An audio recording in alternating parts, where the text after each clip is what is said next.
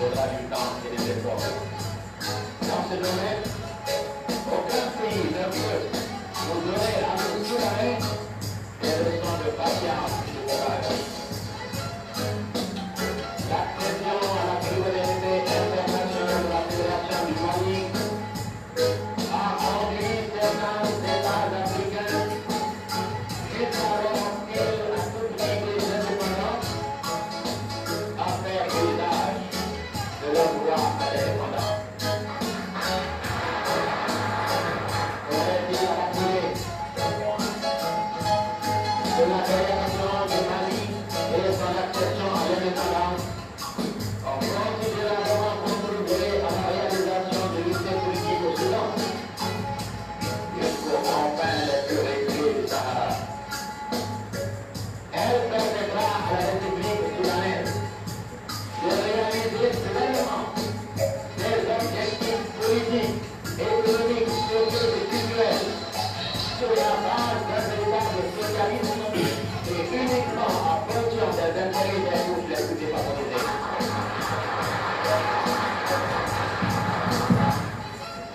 Il faut prévoir un isolement possible du Soudan par la force des choses et par l'évolution des événements politiques. Il s'agit donc dès maintenant, face à cette éventualité, d'envisager les voies et moyens pour une autonomie socialiste planifiée.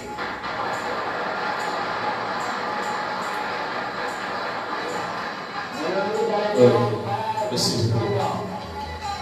Au formule de toute fête, nous innoverons, partant des réalités Merci beaucoup. Vraiment, on va fouiller, on va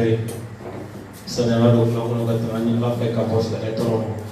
أعوذ بالله من الشيطان الرجيم قدمني على توي بسم الله الرحمن الرحيم وكفى كسول كمحمد رسول الله كفولي دي أبما ملكنا ملكوكا أمانا كيجي فوفا أفن في بيكا سوي à travers le net sur notre page Facebook Actuel Média أمانا لا كفوا من studio système كنا Actuel Média ni أنا local بي أم دلائي أسينا تني لم تلي كاريكنا et le terrain qu'on fait. On a la CAFO, on peut mieux fort, comme annoncé, maintenant, ça sera une émission spéciale. Donc, il voulait le blanc, on va marquer mon flamand. Mais malheureusement, qu'il est massé à ce studio pour lui. Maman, c'est CAFO, ça y est, on a été là, c'est la caméra sur ce studio pour lui. On a mon rôle, oui, encore qu'il y ait un bon marqué, un barquet, ni un singi, mon maître avant de travailler. Ale be parti tombi na ngodi fadi o ye dimse je pour ka parti donc na mane ka fon ko choro na fagara na mane ko dimso be parti fefe kono bir le jeune o ni parti de que la jino fait mara ka fon balmo bir le jeune ko kumate o la be donc o parti o jeune de tay ka ba donc funi bir le vieux la singanote bir le jeune ko kumate ko obli donc il y a comme vous voulez oui moment travailler mais la première carte est au dit mon keta avec voilà qu'il faut mettre le temps en ordre sans pas qu'il y ait qui me commentent bureau là mon keta aller en continu sous mais à la cas où les c'est l'élément mais à la un ni kalfa jeune militaire là comme c'est la faute ou dit mon keta pour la nina mon keta malika les mahora tali avec la carte président Floyd samba kele keme konton le bureau faut qu'on a samba kele keme konton bureau en chigila donc musa trawena ko mo no ko le temps ni konton oui pour le temps que bon qui pela ka fana tra ki ka babu donc metalo le temps no samba kele keme konton bureau blanc donc oui tant que mo ke tra ka ni kele ka ba donc kunu o tunye ala misai bon ko kono mali fantana pe jembe ay tashi la ke shi bolo ki tama donc namanye ambe antisi bushi mulu ketal namanye ambe antisi bushi ne pomari namanye ambe antisi bushi ne Thomas Sankara o me furuma jonos de Sylvain Olympio ulu mana ke mo fefe namanye ambe antisi bushi ne ulu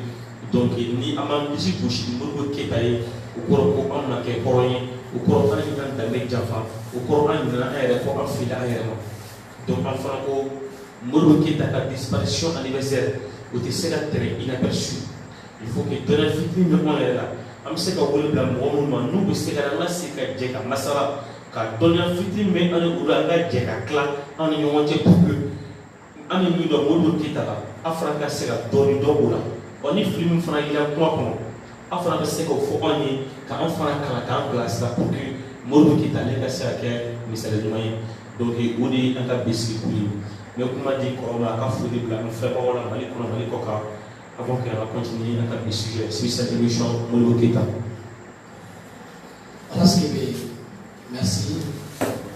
Mbifo Kiwali Mando Kafo Timinanja Mimila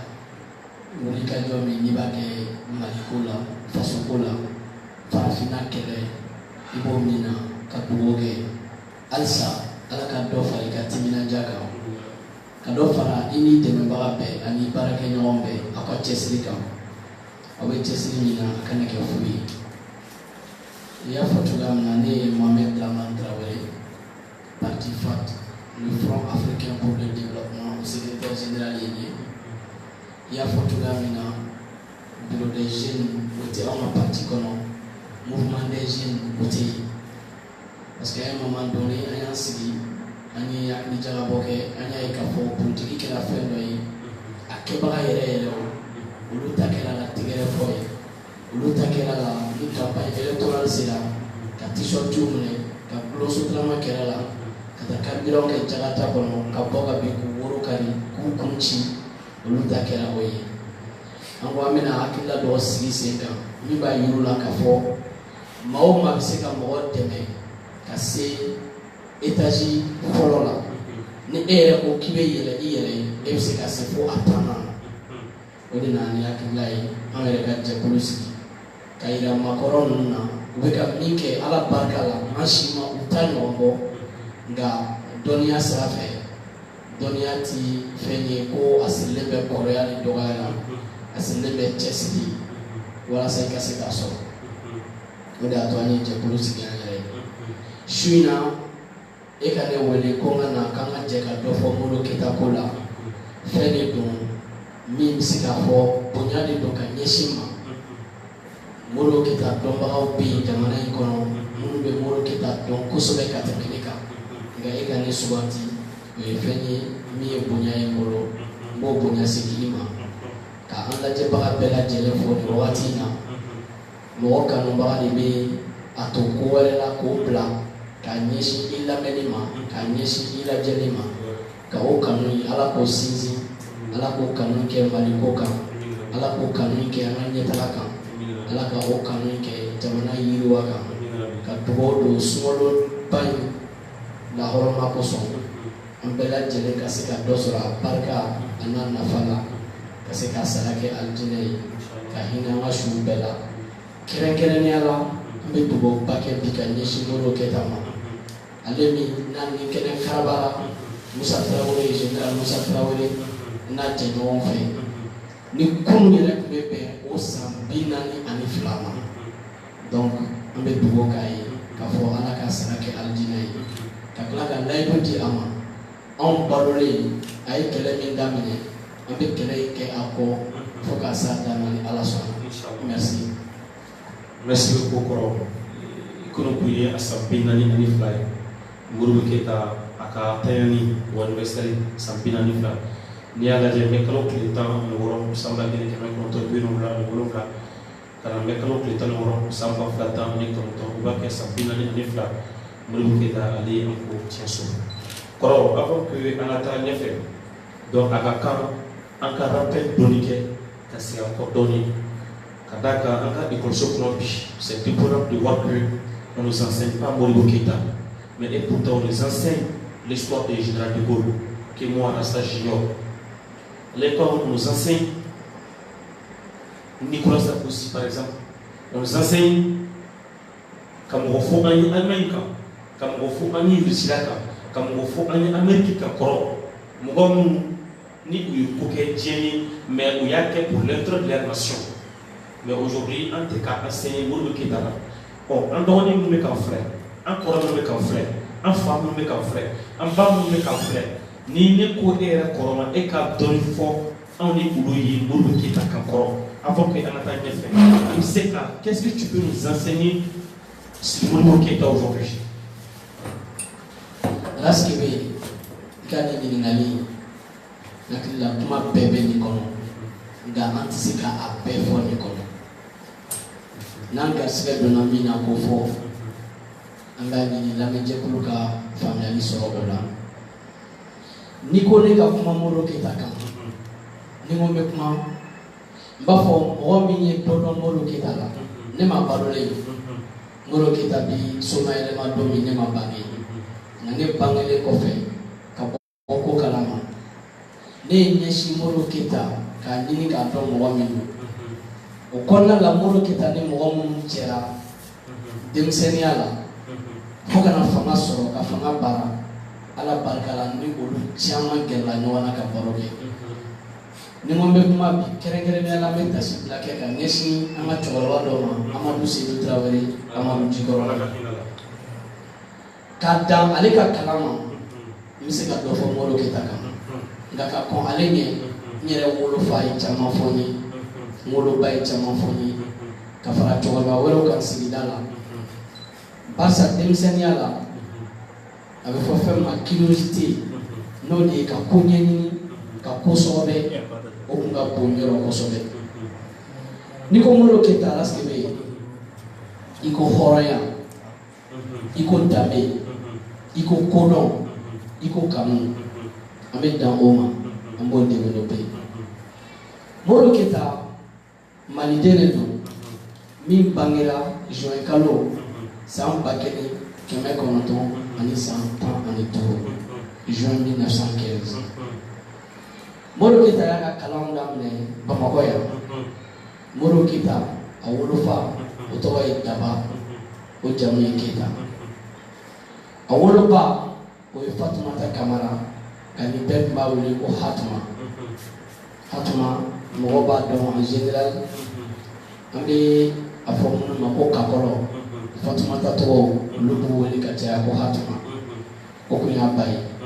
Mourou Kita bangila Bamako kura kerengere ni ala ni mo be direction nationale de la fonction publique koro yoro cinéma ba be ba kerefe Mourou Kita faga dubbe Mourou Kita bangila kaka kalam kun folo damne Bamako ya kana si yoro min sisan namba fo ma ko lycée Asker Mohamed a wakati la o ko le lycée Terrasson de Fougères Mourou Kita era kele nga fama soro ale de kala na lycée to yele makada lycée Asker Mohamed o Mourou Kita a bole lycée Asker Mohamed la atara kala rola mi be woni ko William Ponty de Dakar a Gorée atara kala min yesine be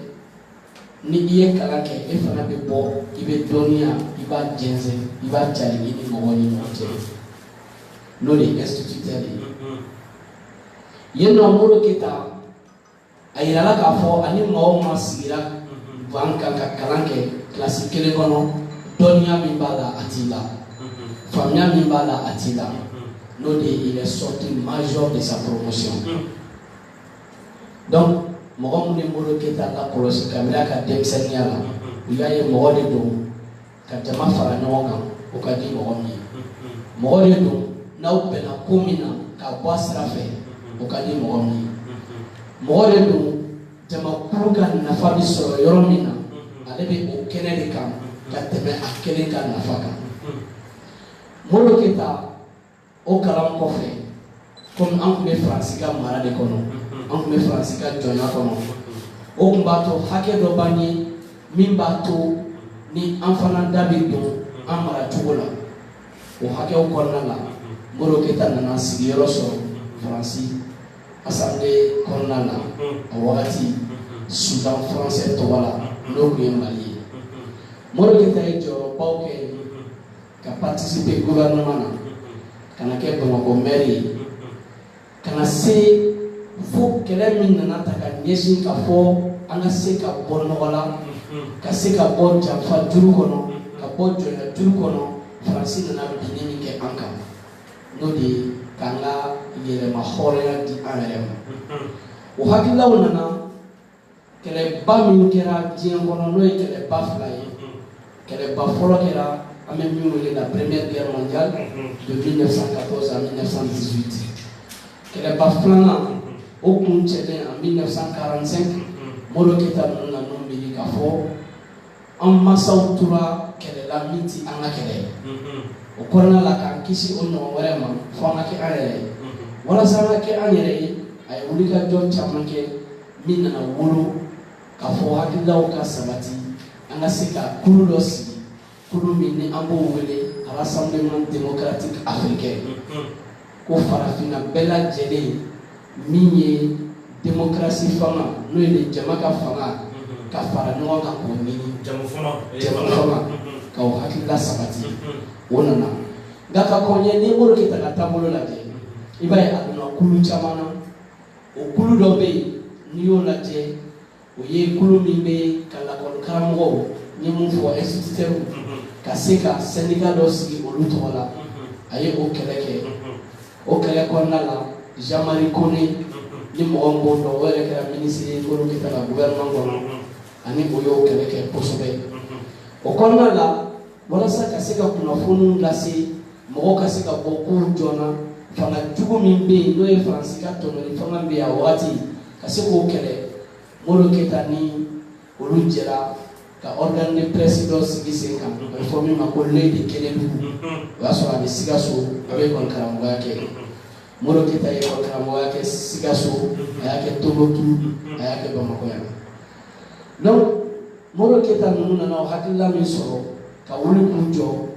n'a fɔra ko le congrès de Bamako en 1948 ni u nana ka Union soudanaise démocratique sigi sen kan USRDA a kɛra o jɔyɔrɔ fɔlɔ tabaga ye a bɛ fɔ min ma ko secrétaire général ni Félix Houphouët-Boigny ka bɔ Côte d'Ivoire ale tun ye o ɲɛmɔgɔba ye donc fɛn caman bɛ yen Moro Keita ye min kɛ wulikajɔ la ka na se nin don in ma nka an bɛ kuma koron ka bɛn ni wagati ye sinon hali n'an ko an bɛ Moro Keita ka denmisɛnninya yɛrɛ dɔrɔn fɔ heure fila an tɛ se k'o fɔ o kɔnɔ donc o de b'a to an b'a lajɛ an bɛ se ka jigiya kuma yɔrɔ minnu bɛ mɔgɔw nafa kosɛbɛ an bɛ tali kɛ o yɔrɔw la donc ni ɲininkali min bɛ yen nɔ pour que an ka tɛmɛ ni kuma tɔ ye n bɛ kuma di ma. d'accord kɔrɔ i ka nin exposé ɲɛna kosɛbɛ ne kun mago bɛ yɔrɔnin min na i sera dɔ y'a tigɛ donc o de ye Mali ni Sénégal jɛra ka tɔnɔ la sen kan fédération donc ne tun bɛ fɛ k'i da don fédération sigicogo la ani a tilala ci cogo min fédération éclatera cogo min na u tɛ kalo kɔnɔ donc i ka dɔnni fɔ ɲɛ o la fo ka kɛ ni pensée la kɔrɔ an ka sɔrɔ ka tɛmɛ question tɔw ye. Merci bien parce que aw ka nin baara min filɛ il y a tellement de pédagogie dedans tuma dɔ la ni ɲininkali min ma k'i la n'i ko k'i b'o jaabi i b'i yɛrɛ jɔ o de y'a to an bɛ kuma dɔ fɔ k'a tɔ to walasa an kana bin aw ka jam caman kɔnɔ yanni an ka se fédération ko ma min ye Sénégal ni Mali ye Modibo ye kɛlɛ min kɛ fɔlɔ ka ɲɛsin indépendance ma an bɛ dɔɔnin fɔ o la ni o de nana ni fédération ko ye fédération hakilina mana dɔrɔn k'a fɔ k'a ka kɛ Sénégal ni Mali ye mais a nana kɛ Sénégal ni Mali fana ye cogo min o hakilila bɔra yɔrɔ min an bɛ dɔɔnin fɔ o la ka kɔn o bɛɛ ɲɛ n'i y'a jateminɛ san 1958 a bɛ fɔ min ma 1958 farafin jamanaw ka wulikajɔ nana bonya o y'a sɔrɔ Laginɛ Sékou Touré bɛ yen ale ye Guinée ka yɛlɛma hɔrɔnya ta ka di Guinée ma uti kalo la u nana ye k'a fɔ nin ko bɛ ka taa sira min fɛ farafinna bɛɛ bɛ na ɲini k'a fɔ k'a bɛ k'a yɛlɛma hɔrɔnya Général de Gaulle mɔgɔ de don min sɔmi ka jan mɔgɔ de don min na Faransi ko kun ka bon kosɛbɛ olu y'o si bɛɛ kɛ ka kɛlɛ kɛ olu ka jamanaw bɛ nafa sɔrɔ anw kɔ la cogoya min o la septembre kalo san 1958 u nana lajɛba dɔ kɛ min bɛ wele ko référendum o référendum kɔnɔna la u ye choix saba a fɔ min ma choix c'est-à-dire ka cogoya saba de yira farafin jamanaw la a fɔlɔ ye mun ye n'i bɛ fɛ ka to Faransi ka mara kɔnɔ i komi a tun bɛ cogoya min na kɔrɔlen référendum na i b'a fɔ ko i bɛ to Faransi ka jɔnya kɔnɔ ni o man di ye i bɛ kɛ Faransi ka jamana dɔ ye kanabila dɔɔni bɛ di i ma i tɛ Faransi dugukolo kan a bɛ fɔ jamana min ma les pays d'outre-mer i bɛ kɛ o jamana dɔ ye ni o man di ye k'i yɛrɛ ta yɛrɛ n'o de ye indépendance totale ye i b'i kumakan di ka kɛɲɛ ni o ye Modibo Keyita ninnu ka kodɔn n'u ka faamuyali u y'a dɔn o wagati la n'an y'a yir'u la k'an bɛ fɛ ka an yɛrɛ ta a bɛ kɛ bɔnɛ ye ko bɔn an ti an yɛrɛ ta pewu pewu ka bɔ aw bolo nka an bɛ sɔn aw ka mara tilancɛ ka bon ni an kan nka mara yɛrɛ tilancɛ anw yɛrɛ fana ka o boli donc a komi sisan an bɛ jɛ fanga la o kɔnɔna la Faransi jɛnna ni o ye donc n'i y'o lajɛ o waati de la a bɛ se k'a fɔ Jean-Marie Conné kɛra Mali mara ɲɛmɔgɔ ye o y'a sɔrɔ Mali bɛ Soudan français kɔnɔ donc Jean-Marie Conné ka o wagati mara o bolila ka taa se fo fédération hakilila bɛ na wagati min fédération hakilila nana Modibo Keyita la cogo di a ko diɲɛ bɛ kɛlɛ min na n'o ye deuxième guerre mondiale kɛlɛ ye u bɛ a mankan min kɔnɔ ale ɲɛ b'a la jamana minnu kun faralen don ɲɔgɔn kan kosɛbɛ a wagati n'o ye URSS ye bɛɛ b'a fɔ Union soviétique ni mɔgɔ caman b'a dɔn bi n'i ko ko Russie la olu ka fara ɲɔgɔn kan y'a to u sera ka résister cogoya min na deuxième guerre mondiale la Modibo Keyita ko ni farafinna farala ɲɔgɔn kan o de nafa ka bon ka tɛmɛ an ka taa kelen de ye o tuma a y'a ɲini jamana damadɔw bɛ yen an ka se ka jɛ an ka fara ɲɔgɔn kan an k'olu kɛ kelen ye n'an y'olu kɛ kelen ye jamana tɔw bɛ sɔn ka ɲɛbɔ an fɛ o jamanaw la o wagati Soudan français n'o ye Mali ye Dahomey n'o ye Benin ye Haute-Volta n'o ye Burkina ye Sénégal kana se Côte d'Ivoire ma a ye o laɲini kɛ o jamana ninnu ka fara ɲɔgɔn kan ko kun fɔlɔ la jamana in bɛɛ ɲɛmɔgɔw kun sɔnna minnu bɛ yen n'olu bɛ Faransi ka mara représenté a jamana ninnu kɔnɔ a bɛɛ kun sɔnna ka fɔ an ka jɛ ka kɛ jamana kelen ka taa indépendance la nka o foyi bɔ ye a wagati la ale tun bɛ Faransi ka mara kɔnɔ Faransi ka se b'ale kan ka se hakɛ dɔ la Général de Gaulle nana ka tɛmɛ ale ka sira fɛ k'a fɔ ale ɲɛna nin min filɛ nin ye Modibo Keyita n'a bɛ Soudan français kɔnɔ hakilila min b'a la ni e o foyi ma dɛmɛ anw fɛ a ka hakilila in bɛna sabati i bɛ dɛmɛ an fɛ hakilila in i b'a dan sira la colonisation bannen an y'aw ka jamanaw tila cogoya min na o b'a to Mali ye jamana ye min n'a tɛ kɔgɔjida la ni aw nana fara ɲɔgɔn kan sisan Mali ni jamana min ka surun kosɛbɛ n'a bɔra Laginɛ la kɔgɔji sira fɛ o ye Côte d'Ivoire o kɔrɔ ye Mali bɛ na nafa min sɔrɔ aw ka jɛ la aw tɔw t'o sɔrɔ f'i k'o hakilila dɔn donc o hakilila nana o fɔ i kun na o waati la o fɔ i ko la Côte d'Ivoire ne serait pas la vache laitière. Merci. O kuma in fɔra o contexte de kɔnɔ donc ale nana k'i sen bɔ a la a tɔ tora sisan Soudan n'o ye Mali ye bi ani Dahomey n'o ye Benin ye bi ani Haute-Volta ka na se Laginɛ ma o wagati la Kwame Nkrumah Ghana mɔgɔ de don min ye Modibo Keyita kanu ka na hakililaw kanu olu nana k'a fɔ sisan u ka fɛɛrɛ kɛ u ka fara ɲɔgɔn kan ka kɛ Mali Guinée ani Ghana o de y'a to i b'a ye an denmisɛnninma hali n'an bɛna balontan na ni arbitre tɛ yen i bɛ balon ta k'a jɔ aw tun b'o de fɔ Guinée Ghana Mali ka sɔrɔ ka balon ci duguma ça c'est comme un mot d'ordre donc Guinée Ghana Mali o hakilila nana sabati tubabuw yɛrɛ halisa nin ye fɛn dɔ ye a bɛna sɔn ka sira sɔrɔ donc o foyi bɔnnen bilala manœuvre la toujours a ye Benin sama ka bɔ a la ka Haute-Volta sama ka bɔ a la Burkina a tɔ tora an ni Sénégal ye sisan Sénégal o y'a sɔrɔ ɲɛmɔgɔ fila bɛ yen minnu bɛ ɲɔgɔn sama sama la mɔgɔ caman bɛ min dɔn o ye Léopold Sédar Senghor ye mais ale ni mun tun bɛ ɲɔgɔn sama sama la o ye Mamadou Dia ye o waati la i b'a fɔ ko Modibo Keyita ni Dabo Sisoko tun bɛ cogo min Mali kɔnɔ mais Modibo Keyita ye mɔgɔ ye n'a ye hakilila yirila a b'a yirila sira fɛ fo e yɛrɛ k'a dɔn i ka nafa min b'a la n'i ma sɔn kɔlɔlɔ b'a la ka ɲɛsin ma o y'a to a sera ka Sénégal lafaamuya kosɛbɛ Sénégal lafaamuyalen le 26 juillet 1960 an farala ɲɔgɔn kan ka fédération sira taga o kɔnɔna la ɲɛmɔgɔya dira Modibo Keyita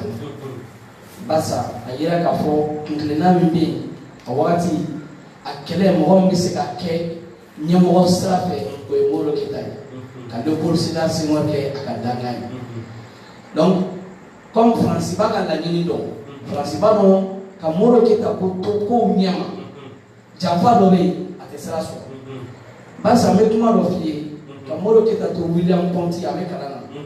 a kalanfaw n'o y'a ka mɛtiriw ye u ko nin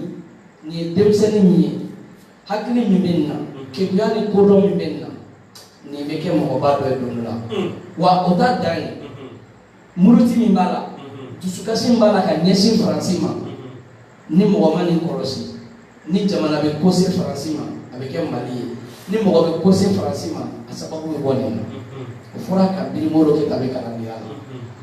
la donc De Gaulle ninnu fana ye mɔgɔ ye minnu ka ɲɛnɛmaya sirilen don adamaden kalanni dɔɔnin na walasa k'u sago sɔrɔ o kɔnɔna la fédération ye sira ta n'o ye fédération di Mali ye Sénégal ni Mali an ye sira ta a yira k'a fɔ tiɲɛ yɛrɛ la fédération bɛ ka bɔ nɔgɔ la général De Gaulle nana ye min taara ɲɛ Sénégal ni Mali n'o ye fédération di Mali ye o bɛna kɛ sababu ye ka farafinna tɔ bɛɛ labɔ Faransi de ye coup d'état labɛn ka coup d'état kɛ Modibo Keyita la Sénégal ka sɔrɔ a ma diya hali Sénégalais yɛrɛ ye avec la complicité de Léopold Sédar Senghor à l'époque parce que n'o kɛra ale fana bɛna kɛ a damana président ye donc hali ni jamana bɛ kɛ fila ye mais déjà n'ale bɛ kɛ ɲɛmɔgɔ kɔni ye ale ka tɔnɔ b'o la ka sɔrɔ ale tun ye kodɔnnaba ye a dɔnni kama mɔgɔ kalannen min don farafinna a ɲɔgɔn kun ka dɔgɔ kosɛbɛ donc fédération nana ka ci utukalo tile 28 san 1960 n'o ye 1960 Modibo Keyita donna train kɔnɔ ka bɔ Dakar an bɛna Bamakɔ yan Modibo Keyita bɛ na don min Sénégali musokɔrɔbaw minnu sɔnna Modibo Keyita ye a ka hakilila ye u ko ni Modibo Keyita taara ta hɔrɔnya ni danbe kɔnɔ a ka juru bɛ olu la fo ka taa se a ka saya ma tapi rouge to olu bolo mun se bɛ olu ye o ye k'u ka tafe bɔ k'a da dugu ma Modibo Keyita ka taama kan ka Modibo Keyita ka bonya a n'a ka sankɔrɔta k'o yira jɛmɔgɔ la Sénégal musokɔrɔbaw ka tafe bɔ k'a da dugu ma ko Modibo ka Modibo ka tafe ka tafe sanfɛ danbe ni hɔrɔnya n'i ko k'i bɛ tafe kɔrɔ fɔ farafinna an b'a fɔ ko tafe o ye dalateliya ye nka anw ka kodɔn na musow bɛ fɛn min siri a bɛ fɔ a ma ko tafɛn tafɛn min de don takan de b'a la a bɛ siri ka taa numanbolo fɛ kɔrɔ de b'o la o ye don dɔ kuma ye baw b'o nɔfɛ baw bɛ Modibo Keyita nɔfɛ donc o ka bon ka se musoya la hakɛ min na n'o ye tafe ye n'o ye muso yɛrɛ ka musoya ye n'i y'a ye a bɛ fɔ farafinna surtout kɛrɛnkɛrɛnnenya Mali kɔnɔ ko muso ka se a ka tafe bolo la tafe bolo tɛ o mais kɔrɔ min bɛ tafe la o de y'a to a fɔ ko se tafe bolo la o ka bon musoya la cogo min muso min bɛ sɔn ka o bila cɛ min ye k'i ka taama o kan o bonya dan t'o la n'an tɛ bi la donc o kɛra Modibo Keyita ye fédération cilen kɔfɛ a fɔra ko Modibo bɛ na don terrain kɔnɔ musow sera ka min kɛ Modibo Keyita ye ni ne kɛra o ye yanni a ka don terrain kɔnɔ Modibo Keyita nana ka kunbɛ cogo min na Bamakɔ o kɛra ko ye min yɛrɛ ye général De Gaulle tɔ yɛrɛ kamana kan min y'a lasa ale tun y'a jigi k'a fɔ ni Modibo Keyita nana maliyɛnw bɛna wo ci a la k'a fɔ i bɛ kɛlɛ min na k'an ka kɛ an yɛrɛ ye an k'an yɛrɛ ta an ka fara ɲɔgɔn kan a kɛlɛ tiɲɛnen filɛ nin ye i bolo maliyɛnw bɛna wo ci a la nka maliyɛnw ye Modibo Keyita kunbɛn cogo min o kɛra siran ni jɔrɔ ni hami min ye général de Gaulle bolo o y'a to Modibo y'a dɔn k'a fɔ ale ye kɛlɛ min daminɛ kɛlɛ in bɛ se ka sira sɔrɔ donc o ye dakuruɲɛ fila ye an bɛ min fɔ fédération na yanni ka tɛmɛ ni ɲininkali tɔ ye. Kɔrɔ an ye fɛn bɛɛ bi Maro b'a jɛ k'a fɔ ne kelen tɛ studio kɔnɔ an ka caya bi minnu bɛ ka su Maro k'a fɔ bi an ye fɛn caman mɛn min ni an kuma deli ka mɛn tariku kɔnɔ min ni an kuma deli ka mɛn fɔlɔ mɔgɔ da mais bi alhamdulillah an y'u da kɔrɔ franchement parler ni exposé fana diyara n ye kosɛbɛ.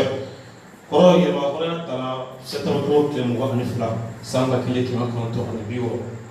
ka kɛla lycée technique la Bamakɔ a don n'i ma fili n'i ma ɲina Filabo Sisoko kun bɛ yen mais dɔw kun ye se ka histoire bayɛlɛma cogo dɔ la k'a fɔ an ye ko Filabo ni Modibo Keyita ka photo officiel foyi tɛ yen photo min na ko n'i b'u ye ɲɔgɔn kɛrɛfɛ ani fana i kun ye kuma dɔ fɔ 1958 san 1980 a kun fɔra ye k'a fɔ ko USRDR bureau politique de kun ye Modibo Keyita nɛgɛ ko Mali kana sɔn a ka yɛlɛma hɔrɔnya ta o don la Guinée Sékou Touré sɔnna k'a fɔ ko la Guinée bɛ k'a yɛrɛ ta ye olu bɛ bɔ Faransi ka mara kɔnɔ u ka yɛlɛma hɔrɔnya ta mais bi i y'a fɔ k'a fɔ u y'u sigi fɔlɔ k'a lajɛ est-ce que ni an gilan ka na ŋaniya yira est-ce que an bɛ fɛ ka fɛn bolola sini o ko tɛ taa sira la wa donc j'ai vite compris l'idée c'est-à-dire hakilina min kun bɛ Modibo Keyita la à l'époque k'a dɔn k'a fɔ ko ŋaniya juguya kun tɛ USRDR bureau politique ma a su k'a fɔ ko a kana yɛlɛma hɔrɔnya ta mais bamananw tɛ sa olu de bɛ kɔkɔ donc an ye o faamu bi su in na kuma kɔnɔ kosɛbɛ kɔrɔ donc o kɔfɛ yɛlɛma hɔrɔnya taara san 1960 kɔrɔ je voudrais que i ka dɔɔni fɔ an ye yɛlɛma hɔrɔnya talen Modibo Keyita ninnu ye baara jɔn bolo la min b'a yira an na halisa k'a fɔ ko Mali y'a yɛrɛ ta ye. Laskere kuma dɔw bɛ yen a fɔli ye wajibi ye walasa ka se ka siniɲɛsigi ɲuman sabati f'i k'a dɔn kunun kɛra cogo di o kɔnɔna la mɔgɔ minnu bɛ ŋaniyajuguya ta ka taa fɔ ko Modibo Keyita ne Filidabo photo tɛ yen n b'a fɔ n ko ŋaniyajuguya parce que ne ka yeli la ne ye denmisɛnnin ye cogo min ne ye mun mɛn Modibo Keyita la ne tɛ se k'a mɛn min tɛmɛna Modibo Keyita ni Filidabo cɛ walasa ka se Mali indépendance ma k'a fɔ ko olu mɔgɔ minnu b'o fɔ k'olu m'o mɛn ne tɛ se ka o jigiya o la an b'a fɔ ko ŋaniyajuguya Modibo Keyita bɛ indépendance proclamé don min lycée technique la n'i y'a kuma fɔ o de ye ja ye min tora mɔgɔw ɲɛkɔrɔ nka ka kɔn o ɲɛ PSP ani Union Soudanaise RDA u farala ɲɔgɔn kan ka lajɛ dɔ kɛ min ɲɔgɔnna kuma deli ka kɛ Mali kɔnɔ a tɔgɔ yɛrɛ b'o yira le congrès extraordinaire du peuple malien PSP ni USRDA de farala ɲɔgɔn kan o congrès kɛ o de y'a to a bɛ i n'a fɔ bi URD ni RPM ka fara ɲɔgɔn kan exactement extraordinaire dɔ kɛ Mali kɔnɔ exactement a congrès kɛra ten a bɛ fɔ lajɛ de don lajɛ min kɔnɔna la ni an bɛna bɛn ka taa yɛrɛ t'a la n'o ye indépendance ye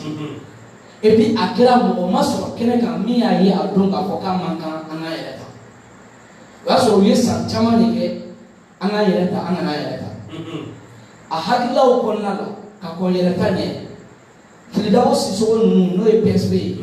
olu tun ka kɛlɛ ye ko an kana an yɛrɛ ta an kana an yɛrɛ ta mun na Modibo Keyita ninnu ka ɲininkali dɔ tun ye olu la ko mun na an kana an yɛrɛ ta olu ko an kana an yɛrɛ ta barisa an tɛ se an yɛrɛ kɔrɔ an tɛ se an yɛrɛ kɔrɔ ko hali an tɛ se ka miseli dilan an yɛrɛ ye donc olu fɛ o de ye hakilina ye min na an man k'an yɛrɛ ta f'an ka to an ka se an yɛrɛ kɔrɔ fɔlɔ Modibo Keyita n'a jɛɲɔgɔn min ye USRDA ye olu ko bayi aw fɛ min na an kana an yɛrɛ ta o de tɛ k'an tɛ se ka miseli dilan bon anw hakili la o de la an kan k'an yɛrɛ ta mɔgɔ min ye an mara san 86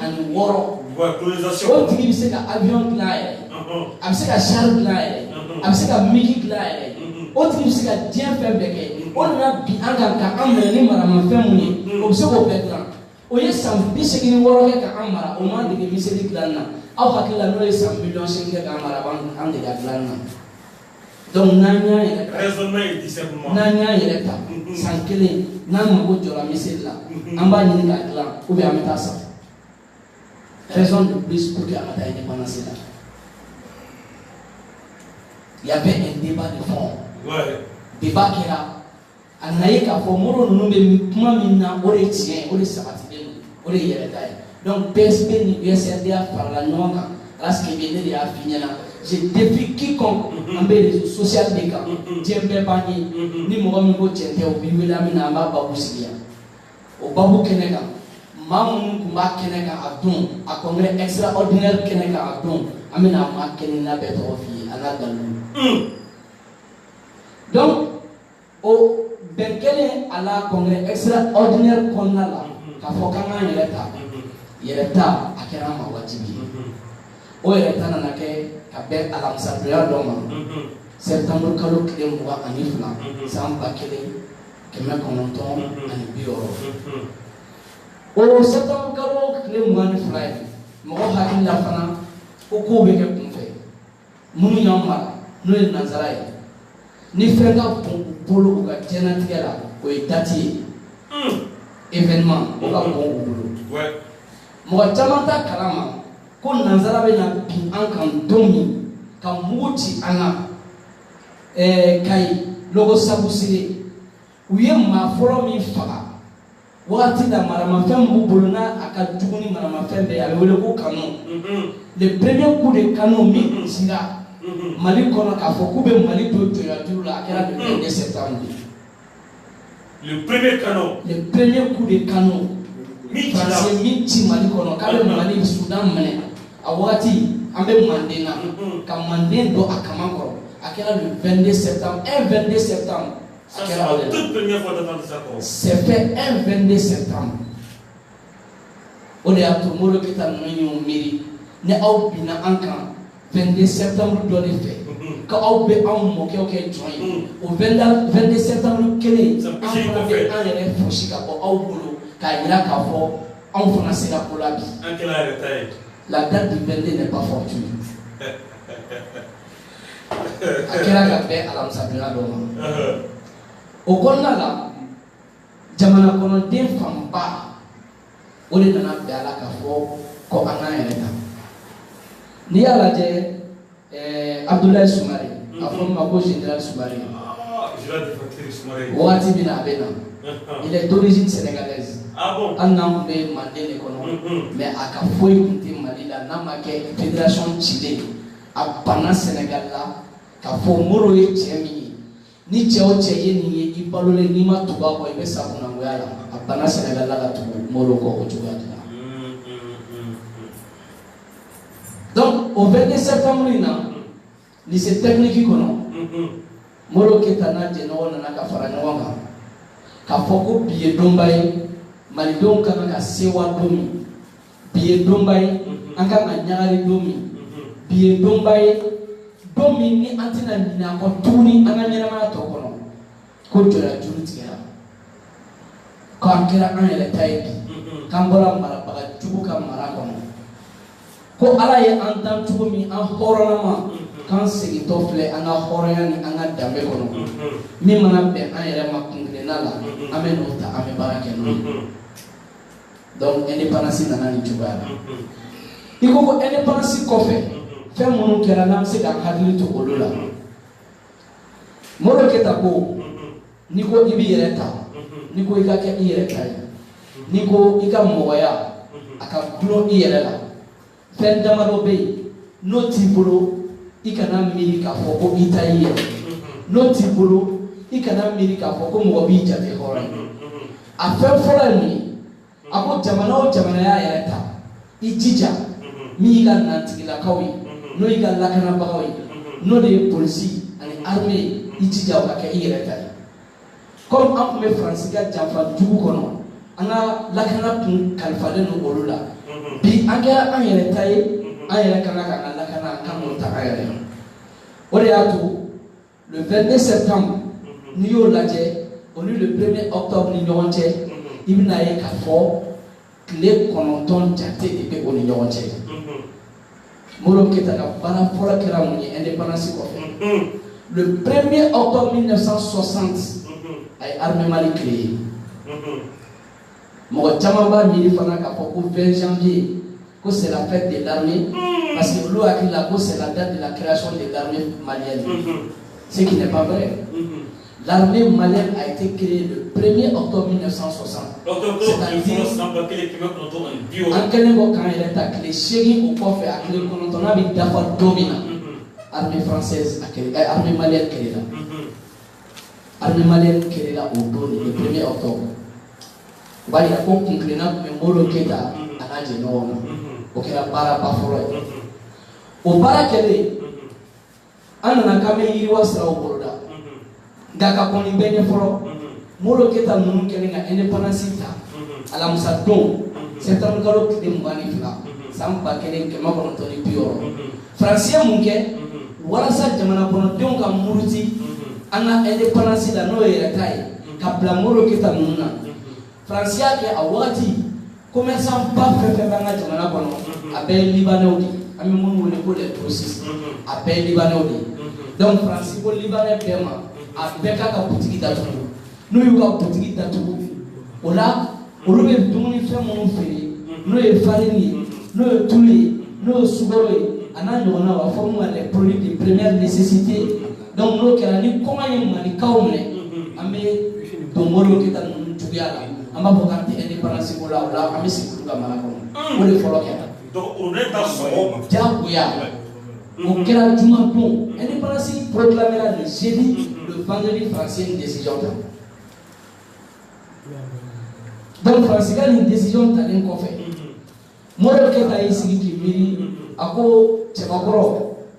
ni iye tchebakoro ya wale ni yata asrata ni mtuya makiko dala kiye mita kote tchebakoro ya sarai.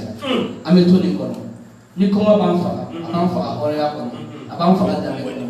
Nda umata tamli mukera ibeka ka premier ministre foroy o to dara mina no e umarli o ko moro keta jeno wambai moro keta e o bla le privé là kata bien kata kofe o kata fere ka balo ni balo be na tuya mina mali kono na bina ti mali commerçant ma no e mali jurawi wala sa anga se ka france ga ni piège contourné indépendance man wala amman wala hali fitiki ni kera akili damnoyi ni kofe molo keta ko ni ka indépendance politique so ki ka indépendance militaire so ko ni ka indépendance économique so ki ma foi so no de ka so ka ke ya tai discours ni aya joué avant que entendre émission pour ni ya belna ba fa kon voilà et rasque ni molo keta la kunumbi mogodo kera mali président ka fa e ko nunu kera mali président ni di maniati aba ko muna ala ya leta ata ko muna ala ya ke mali e ko ron rasebe ni malite je jamana o jamana bi fe katanye c'est les élites mo mumbe depuis bu karandina ma u ka kodon u ka faso kanu anu ka yoro janye jate menelelo jamana be kalfa wolela molo keta kunyo mori les visionnaires c'est des espèces rares où nous on a sur mandi chokolaba do ko amma irisuga nyemo do kumbe a wakati atoko borano akoko molo keta wakati na bin kelen bebe ko il est en avance de 100 ans sur sa génération. Comme des prophètes. Molo keta san keme de be ani mogo mun be wakati kelena. Ani be san keme ko la olu nyebe be ko de. Parce que ale be ka kuma no fo bi. Olu nyeti ula. Kana be ka mi fo bi, abe ka si kuma de fo. Exactement. Mo me akili ka su lati breye, ale ka ye tabe da. Ono tigi sika no fa. Ano tigi sika no fa. Donc molo keta nana e ka fo sisan anga seka ke an yere taye anga yere ya ka dafa armée créée ko fait le 1er octobre 1960 a profité le 20 janvier 1961 nous le 20 janvier samba kenen kema kono ton bioro ni kele aye France ambassadeur wele ka fara jamana o jamana be no ni mali letteria la wodo kata fo France ambassadeur na wodo ko on ne kungo on ni engagé anga yere ta kofe basa anga lakana kumbe awbulu o lakana kumbe awbulu jendun klale no bikuluba fly awati block fly be ko an dun fly bi mali anye ayereta anye jamana kura e jengono an te awa block fly shila na ta awa block fly shila o gore awni anga jet sikata dama ni na ofe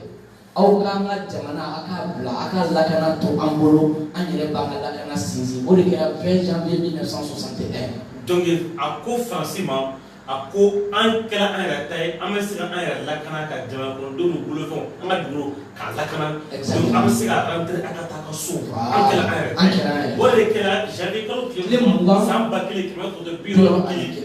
mais an ka armée ma sigi sen kan o la an ka armée kɛra octobre kalo tile fɔlɔ san 1970 exactement juste une semaine après l'indépendance au kɔnɔna la o ɲininen Faransi fɛ o ma bɛn Faransi ma nka Faransi kɔni ye labɛn kɛ k'a ka sɔrɔdasiw k'u kelen-kelen bɔ a fɔlen kɔ ko a ka base militaire min bɛ Kati a ka base militaire min bɛ Gao a ka base militaire min bɛ Tesaniti k'a ka o bɛɛ lajɛlen évacuer Faransi ye dɔgɔdɔgɔli taga daminɛ parce que a tun tɛ fɛ ka taa mais u nana ye Modibo Keyita ka mara taabolo la n'u ma taa u bɛ na malo donc u y'u ka koso ni kasa fara ɲɔgɔn kan Faransi sɔrɔdasi laban minnu kun nana colonisation kɔnɔ n'u nana bin an kan o de taara ka bɔ Mali la le 5 septembre 1961. Le départ de la dernière troupe française. Ça s'est fait le 5 septembre 1961. Sur le sol malien. Sur le sol malien. Pont Fat, pont Roi Fat Ben Abdelaziz, ni jigina ka boka. O bena teme mémorial Modibo Keyita dala. Ka tourner ka ta monument de l'indépendance la. A be fɔ o yɔrɔ in de ma l'avenue du 5 septembre. O tɔgɔ de dala o la. O kɔrɔ de tɛ fɔ an ye kɔrɔ. Bon, ni bani yɛrɛ la, i bɛ kɛ mɔgɔ wɛrɛ de ye o. O avenue du 5 septembre kan dɔ bɛ yen nɔ u b'a fɔ o ma ko base B, o kan militaire kɔnɔ. Faransi drapeau jiginna yen de ka Mali drapeau layɛlɛ. O de y'a to o avenue tɔgɔ dara avenue du 5 septembre. Donc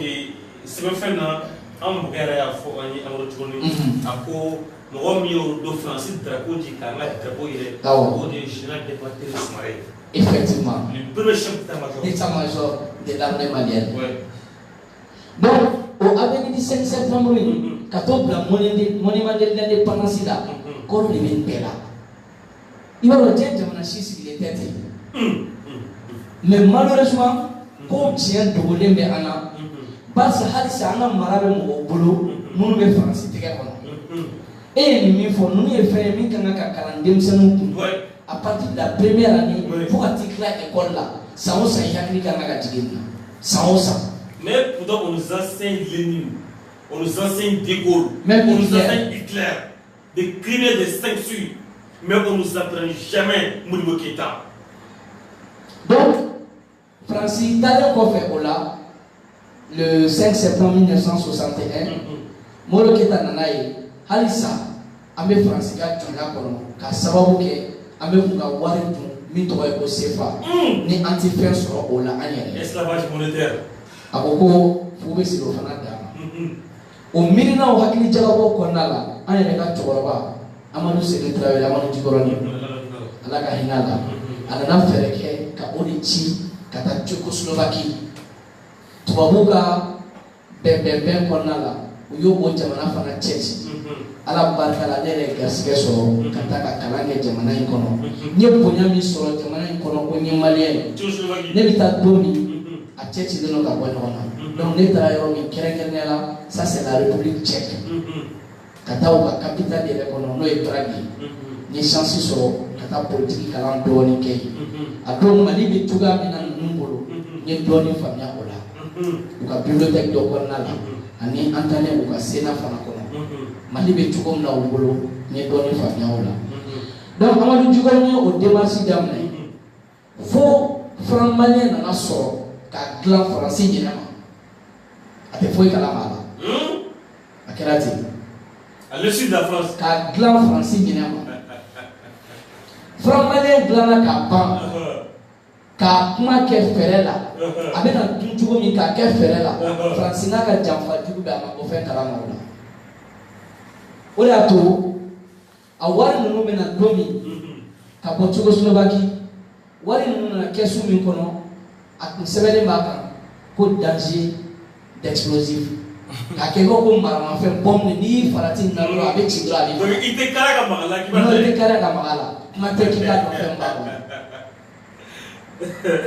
Franc malien transporté la ka na Mali kɔnɔ ni cogoya de la. O y'a sɔrɔ indépendance talen kɔfɛ Moro Keita mɔgɔ min don mɔgɔ kalannen don mɔgɔ kodɔnna don. A ko an bɛ nin fɛn fɛn na n'an y'an ɲɛsin kalan ni baara ma an bɛ yiriwa. N bɛna sefa ko in na ka kɔn o ɲɛ sefa hakilila nana cogoya min na n'an donn'o kɔnɔ ka sɔrɔ ka sefa yɛrɛ expliquer a bɛ faamu kosɛbɛ. A nana miiri sisan an ka kalanso caman jɔ parce que ale ko ka kalan kɛ jama fanba ka kalan jama fanba ka kodɔn ka sɔrɔ musaka ma bɔ ka o ko da jamana kun. A nana de k'a bɛ kalanso jɔ sisan. Faransi ye anw mara san 86. Moro Keita ninnu bɛ indépendance ta don min Faransi ka école min jɔlen bɛ Mali dugukolo bɛɛ lajɛlen sanfɛ a tɛ école tan ni 5 bɔ. Sudan bɛɛ kɔnɔ wa a min jɔra u y'a jɔ dɔrɔn ka ɲini olu yɛrɛ den minnu bɛ yan u bɛ taa école minnu na ani kuma ko bɛ mɔgɔ minnu na k'u ka kumaw lase n'a bɛ f'olu ma interprète olu ta kalan kɛ cogoya min na u y'a jɔ o de kama a kalanso ninnu si ma jɔ an ka yiriwa kama a si ma jɔ an ka yiriwa kama. Donc Moro Keita ninnu nana fɔ sisan u bɛna kalanso de jɔ Faransi kankara u ni kalanso jɔli cɛ barisa wari tɛ se ka bɔ ni Faransi ma jɛ n'a ye donc sefa fana hakilila nana ten walasa ka kɛ côté nin na ye o de y'a to sefa nana le 2 juillet 1962 sefa nalen kɔfɛ ala sigi bɛ yen franc malien merci franc malien nalen kɔfɛ ka na don jamana in kɔnɔ k'a bɛ na dun o yɔrɔ de la u ye commerçant dɔw fana ma faamuyali kɛ u y'olu manipuler ka olu remonter k'olu dilan ka bila Moro Keita contrôle la mais Moro sera ka u lafaamuya hakili b'a fɛ ani mɔgɔ minnu jɛlen don hakili b'u la Maliko b'u sɔnmɛ la commerçant bɛ na o faamu wagati min na k'u bɛ adhérer franc malien cause la Faransi taara fo bi baden dilan franc malien fana la ka n'o jɛnsɛn an ka sugu kɔnɔ. Mais manifestation dɔ senfɛ kɔrɔ u k'a fɔ an ye ko dɔ ye sefa jeni faransa da la u ko o de senfɛ ko Filidabo ko Moro y'a minɛ an bɛ se k'a fɔ a ka jugement na Moro Keita nɔ la ko o de yera la k'a fɔ ko a ye mɔgɔw wele franc malien bɛ an bolo ka o boycotter ka se ka Faransi ka wari ka se ka a ma jamu donc mais histoire dɔw fana b'a fɔ ko ambassade da la don ko Filidabo tun tɛ yen. Nin version fila a bɛɛ fɔra n ye min fɔra n ye ni n dar'o la kosɛbɛ kosɛbɛ a ma kɛ n ɲɛna n dara min na a fila la o tun ye Filidabo tun tɛ ambassade da la donc n dara o version de la min fana ye tiɲɛ n'o sabatilen don commerçant minnu tun bɛ yen n'o tun ye Marawakaso ninnu ye olu tun ye filifɛn ninnu ka mɔgɔ dilannenw ye ka bila système na Filidabo je vais dire olu ka mɔgɔ dilannen ka bila système na parce que ko nana se yɔrɔ dɔ la olu nana ye sisan ni Moro tɛ fanga la olu de bɛna fanga la n'i y'o lajɛ Maliko nana dɔgɔya kosɛbɛ a nana kɛ ne bɛ se ka na fanga la cogo jumɛn ka se ka na ni n ka hakilila ye ka o labaara donc o fana ma sɔrɔ gansan fɛ Filidabo ye waati min fana kɛ ni PSP bɛ fanga la Soudan français kɔnɔna la Faransi bolo o fana wagati la ko caman kɛra donc n'an b'an k'o bɛɛ fɔ peut-être fɛn dɔ bɛ sɔrɔ a la chevauchement bɛ kɛ fɛn dɔ bɛ yen hakilila tɛ o nɔfɛ o franc malien nalen ka na créer sisan Moro Keita nana a ye baaraba damadɔ boloda ka se ka olu kɛ ni franc malien ye a fɔlɔ ye mun ye campagne Mali a y'o créé a dɔnni kama farafinna bɛɛ sans exception comme Éthiopie m'a colonisé ni Éthiopie tɛ avion mun tɛ farafin jamana si bolo ko min ta y'a yɛrɛ ka avion ye ni Mali tɛ a tɛ yen farafin jamana fɛn fɛn ka di ye bi i miiri ko fɛn fɛn talen don ɲɛ kan to Ghana miiri Afrique du Sud miiri Rwanda miiri Nigeria miiri Égypte miiri Maroc miiri Tunisie miiri Algérie miiri avion yiri ka bɛ ninnu bolo bi Mali de fɔlɔ ye avion sɔrɔ nin bɛɛ ɲɛ avec Modibo Keïta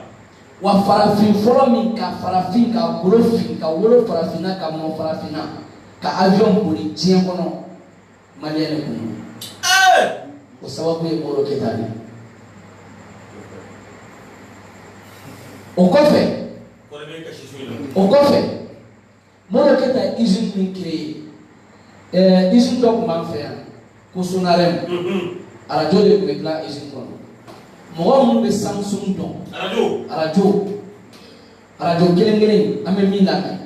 mɔgɔ minnu bɛ Samsung dɔn u ka fɔli la ko Sonarem ni Samsung de kɛlɛla ɲɔgɔn fɛ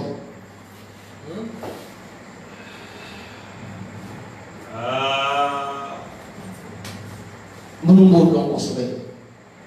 parce que an ka ɲininiw fana bɔra o kan compagnie Air Mali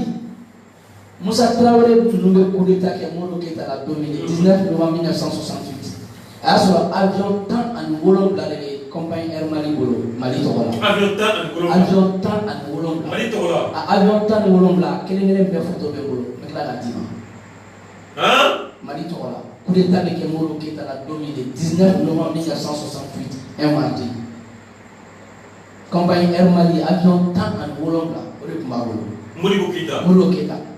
mais au bɛɛ la Modibo Keïta tile kelen ma avion kelen réquisitionné k'a bila a yɛrɛ tɔgɔ la en tant que président de la République a bɛ voyager min na a ka voyage tun bɛ programmé ka bɛn avion commercial min don ni mɔgɔ min a bɛ don a bɛ taa ka ci la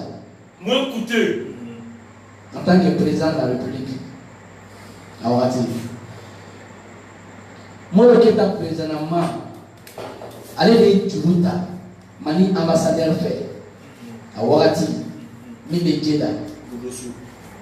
walasa ka se ka a woloba n'a heji a présentement ka juru ta ka woloba bila ka taa heji la en tant que président de la République o de y'a to a sara foyi t'a bolo créé ka di Mali ma juste franc malien créé kɔfɛ a sera ka yiriwa min kɛ a ye école min jɔ n tɛ se k'a da yɛrɛ fɔ exactement sincèrement mais a ka ca ni école so kɛmɛ 3 ani kɔ Mali tɔgɔ la muru bɛ min jɔ a ka san 8 kɔnɔ de 1968 à nos jours Mali yɛrɛ ye min jɔ ani muru ye min jɔ kɔrɔ muru ta ka ca ni il faut suivre Abdoulaye Massa président kɔrɔ ok bon on continue donc indépendance talen kɔfɛ comme Modibo tun ye maa ye min ni farafinna ka kɛnɛya o b'a nin kan o wagati kɔfɛ comme déjà farafin jamana fanba tun y'a yɛrɛ ta entre 1958 et 1962 o jamana minnu y'o yɛrɛ ta sisan a ye laɲini kɛ an bɛ se ka jɛ ka fara ɲɔgɔn kan cogo di n'a ma ɲɛ an kɔni taara indépendance la kelen an ka se ka fara ɲɔgɔn kɔni kan sisan komi an bɛɛ kɛra an yɛrɛ ta ye an bɔra juguw bolo an yɛrɛ ta ye sisan o de nana ni hakilila ye sommet dɔ nana ka kɛ Éthiopie Addis Abeba n'o kɛra le 25 mai 1963 voilà mais hakilila min don Modibo tun y'a baara kɛ ka kɔn a don ye parce que depuis yanni indépendance ka ta non hali tigɛ kuma tigɛ discours min Modibo y'a kɛ technique la Bamakɔ indépendance bɛ ta don min na jeudi le 20 septembre a y'a fɔ a kɔnɔ ko il est impératif que farafinna jamana bɛɛ k'i bolo ɲɔgɔn kan an ka kɛ kuruba kelen ye n'i ye Mali hymne national ta k'a lajɛ ka Mali constitution ta k'a lajɛ Modibo Keïta la première république a b'o constitution de kɔnɔ ko Mali pɛrɛnlen don ka jɛ a ka dugukolo fitinin kɔ walama ka jɛ a bɛɛ kɔ farafinna ka kɛlɛya kama Mali hymne national la parti dɔ b'a la Pimi ni be demseni ba kemenina. Hali mo koroba onu tse ga fina. Ame hymne national Dakar da oromi. Couple mi be tugola. Na be fo l'Afrique célèbre enfin. Saluons ces jours nouveaux. Saluons la liberté. Marchons vers l'unité. Raskeme. Niye mani hymne national ta. Kani parti la dia kono dron apana. Union africaine ko kuma bana. Donc, il va la dire qu'à pour indépendance de ta watimi, qu'à hymne national créé qu'à faire watima, à nous, en ta sommet qui a watim sans de bouni no wache. Mais va sur le moment hymne national kono. Va sur le moment hymne national kono. Ah, boligo. Yeah. Kakla ka ke ama watimi hymne national kono. Faut avec fond ko anga ke an yere ma horonya anga dalaka mbatu. Hymne national kono. Anga dalaka mbatu. Ka farafina ka kelea ka se ka sabati.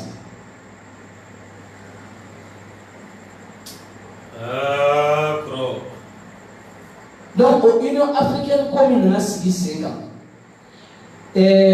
Jekulo na be sigi kuma nyoga mi beke seven fora mi beke ka bla na bo wole ko chati. Wala ma taxi mun be no ne o se ka ke ka a jekulo ta atugo fo ni ye ni ke ibe boala ni ye ni ke ibe doala etc etc. Abol hakila folo molo kita ya se ba ke ani mo shima. Ouais, OK. Par la grâce de Dieu, Amadou Djikoroni a bouillon il a gagné yéniada. Oui, souvent qu'on peut faire voilà. Parce que moi qui t'ai appris moi que les barak mandai Dieu mono. Hali kelem se kokula na beke jamana de kama. Akunti jamu do ye ikele ngake. Akme jai hal na beke mo fara wala ma beke mo sawa. Aga ke kuluyi na kira kuluyi ola afili be doya na kira kuluyi ola emi ba ke itina ke kiba ke ka togoni na la iba ke kulu be togo so chugamna ori la jamana be nafa ori ko ngoro kita ka vision donc monsieur ka kuma la segima ni ni ngale be toujours am se ka continuer kuma ko franchement parler korobe fulidima malmo erkebe kumé amul bismina pour que grâce émission malheureusement en jera ko sebe be albi ame tane fe doni ka akademique korofe bisuna koni yaka akato yere boy adaka anta ke ana ton kama c'est-à-dire que faire mes fort c'est-à-dire que a jorobe ambere na ko adaka be ambe pour ka bosu na kola il fait fort bi moi c'est la toute première fois ne ka nume et ma dia ma bisi abisi ko moro fuma chaya ne dibi kuma no shita ka développer ken shika ko mo te kuma da kan la men oni mo yu kuma da kan la men ka so kuma yo kuma ta sira do ulu aklife o ko e fra enseignement mi di ne fana o diburuma ulu fra se ka la se mo pour que en peka sika donc en bolo jonku iga fuma dana iko ni ya do ibola yoromina o pika bi no ibolo o pika snifana sira time ko du mantigima. Donc, franchement, parler de suite à l'émission. Encore, c'est une émission spéciale, mais il y a une émission spéciale. Quand il y a Génésique, quand il y a des modifications qui sont et calamité, quand la formation nous sort, quand il y a barre d'amener, il y a Dieu de nous, il y a la calamité, quand il y a Mali direct qui est d'amener, quand il y a beaucoup de colonisation qu'on a eu, à l'ouverture pour dire qu'on peut ay gurga jomi ke pour que malika siaka ya horata ya hora fa tale bala from kera ko fe bala mbala sega pour que anga sera sisi kaya ka foko ambola to ya kono ambola colonisation ko sisa yere tammi fona c'est un autre que moi de France parce que l'équipe va dans le bureau dimena ida de oula bala from frandala o katuni ida de oula fo na sefo atimachela kono moro ka sanchi ay bala muke am sika fo idar mo ala bela mais yoro do be nit me fe andi ma jira ala ika sika toni fo en flebo yi la réforme de 1962 parce que et une partie c'est tellement importante ke ka damene ka tige ama jani o kama maso ka do ma kono. Ouais, vraiment, La réforme de 1962 sur l'éducation et l'enseignement du Mali. Il est ce qu'on y fait, il y a des malades qui ont mal. Il y a des malades qui ont mal. La réforme de 1962 sur l'enseignement. Nous aussi, il y a des malades qui ont mal. Barack Obama a un programme de ça va faire Young African Leader Initiative. Et Barack Obama a un programme initié. Demisen Mumbai, ni postulé là, avec ta carence suya sama de bako. Il y a ce qu'on appelle public management, civic leadership, business and entrepreneurship. Au lieu de faire comme donc États-Unis. Donc on a eu qu'à voir Barack Obama avait fait un programme qui est assez niveau mina. Avait fait des hakemika un programme sur n'a pas dans les États-Unis. Donc, il y a des centres d'Odaï, les centres régionaux, à Dakar, à Ghana, à Kenya. Donc, au centre de Mumbai, en 2016, j'ai été bénéficiaire de cette bourse. Dans le domaine du public management. À formation, moi, je suis l'État. Obi concours de questions sur le net et mon café corrigé tout le temps ni fait me postuler questionnaire oubena phase de sélection nan ne bala na anana dafara domina ni mo ko retenina be message chawa ka retenina ka kala ka billet d'avion chawa ka réservation chawa pour être prêt au corner là ne au monde bénéficier on était 8 Maliens sur les 100 africains antara Dakar yeno anga karamɔgɔ dɔ tun bɛ yen ale ko anw ma ko Chine filɛ développement min kɔnɔ bi a développement ko Chine y'a inspiré Mali ka réforme de 1962 o de kɔnɔna la c'est-à-dire Chine filɛ yiriwa min na diɲɛ bɛɛ ɲɛbɔlen min filɛ Chine fɛ ko Chine ye Mali ka réforme de ta k'a don ba la ka kalan kɛ k'a yiriwa ni maaw sigi nana k'o hakilila sinsin ko Chine filɛ o taga ɲɛ de kɔnɔna la. GMP sans fait. Wati no we réforme de 1962 ni Maliata. Sino wa taka exploiter wati bi. Sino wa kamana gamuni jeng bongo du shingono abega se ka malo bonni kelen tobi kle gono. Daraka klela ni surafana bonni kelen no so la o ma wo. O ka se ka so du be gono. Wati no be akila ndo bala. Mais akila ndo ne bala. La réforme de 1962 sur l'éducation et l'enseignement avait mon cas. Jamana Kalam a Sigitoya, Jamana Kalam a Kunklena, Jamana Kalam a Gana Kalifa Mogoton, Jamana Kalam a Gana Samaka Sierra,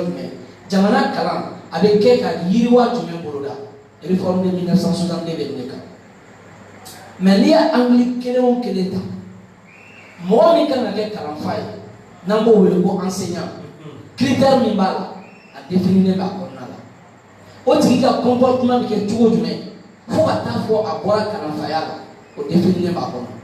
ni e min den bɛ kalan na e kana ka i den minɛ cogo di walasa ani ladamu jumɛn kan ka se kalanso la n'o bɛ se ka jamana nafa o b'a kɔnɔ jamana yɛrɛ jɔyɔrɔ kan ka kɛ jumɛn ye o de y'a to réforme de 1962 kɔfɛ fo ka taa Moro Keita bi ni cɛw cɛ ko i ma école kɔnɔ k'ale fa ye dɔrɔmɛ kelen don kalanminɛ na ka d'a ma e ka wuya fi a ye nkalon tigɛ ye i ɲɛ b'a a cɛkɔrɔba caman na bi u bɛ ka jamana in kɛ u sago ye k'a tulu bɔ k'a bisi k'a min u fa ma crayon san u ye u ba ma biki san u ye u mɔmuso ma lakɛrɛ san u ye jamana de y'a bɛɛ san ka cantine scolaire kɛ école bɛɛ la ni se t'i ye walama i ka so yɔrɔ ka jan école la sɔgɔma n'i nana école la i bɛ dumuni min kɛ n'i taara so i t'o sɔrɔ. kɔrɔ k'i ka kuma latɛmɛ an fa kɔgɔ damine ko les intellectuels africains ce sont ceux-là les éleveurs les pêcheurs ont instruit et après ils sont revenus et détruire piller ce même pays encore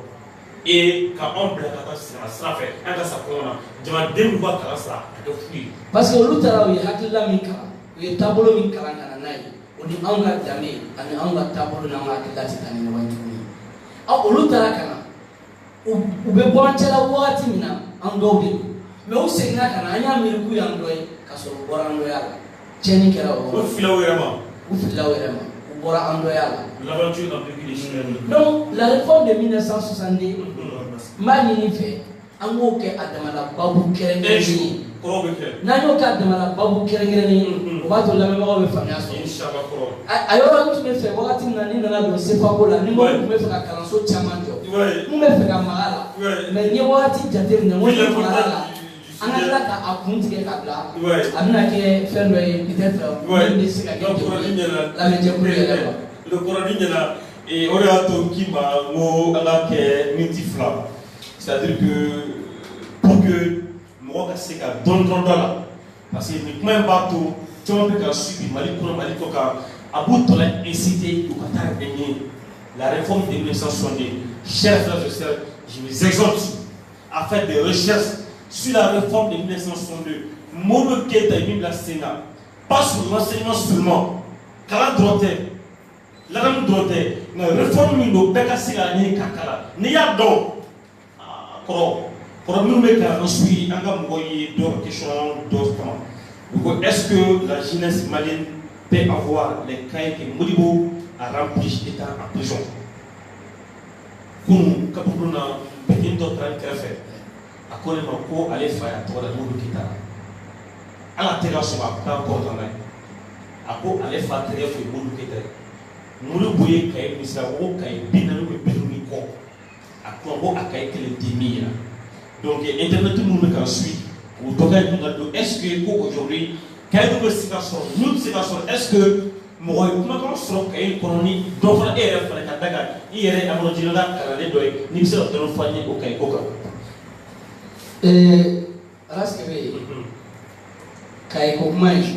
ni balikuya yɛrɛ tɛ a kuma fɔlɔ ɲɛ don min a y'a sɔrɔ n tɛ nin bɔ o don n kasira mais Modibo Keïta fana ka kalan kɔnɔna la a yirala n na ko cɛbakɔrɔ de ye mɔgɔ ye min ni dusukasi ko b'a sɔrɔ mais jama ɲɛkɔrɔ a bɛ diɲɛ ko bɛɛ kɛ a ɲɛji tɛ bɔ a bɛ kasi a dusukun na.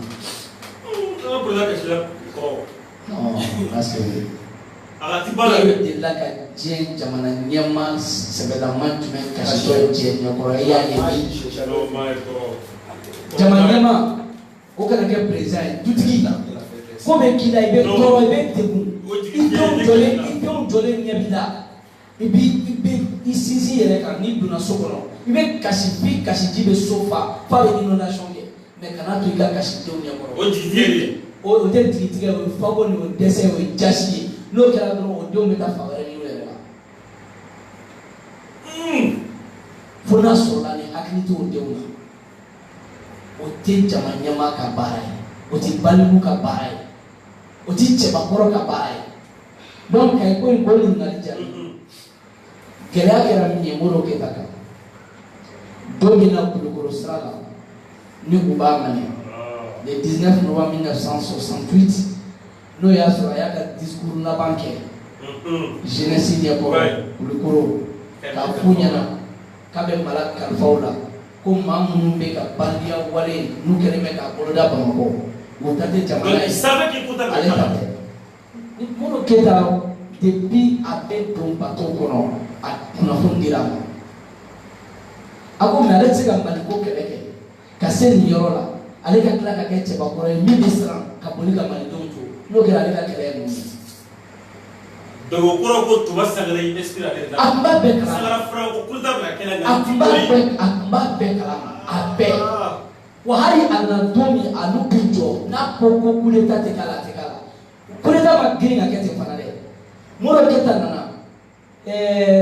place monument de l'indépendance kɛrɛfɛ yɔrɔ min bɛ yen ni primature de kun don sisan n'u y'a yɛlɛma ka kɛ au conseil des collectivités a yɔrɔ fɔlɔ la c'était le siège du parti c'était la permanence du parti USKDA nin yɔrɔ bɛ jɔ don min Modibo Keïta yɛrɛ birila mɔgɔw fɛ k'a bolo don bɔgɔ la k'a wɔsi ji cɛ ka ji minɛ ji filɛ na k'a min yɔrɔ bɛ jɔ don min na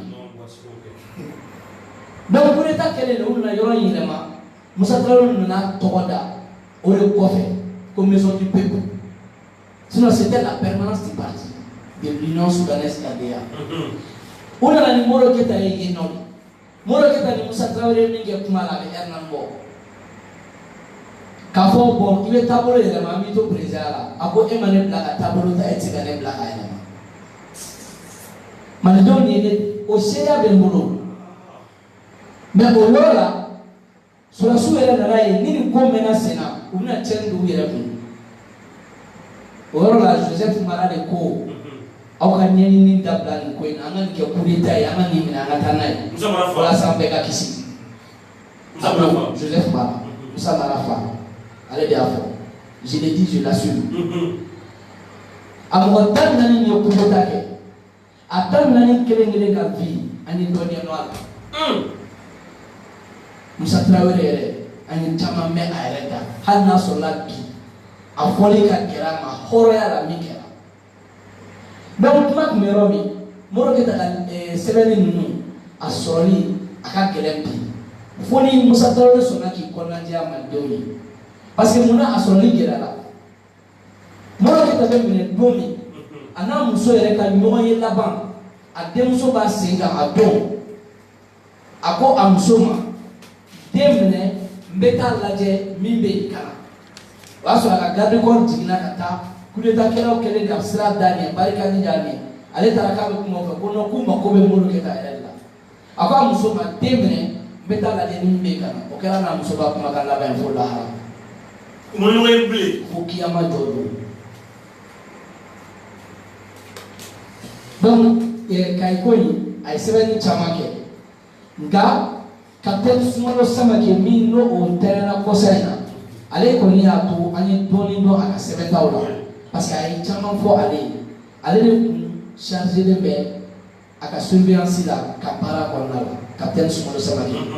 ay ni bu kengere no ko ma vie de soldat ni mo ni moro kan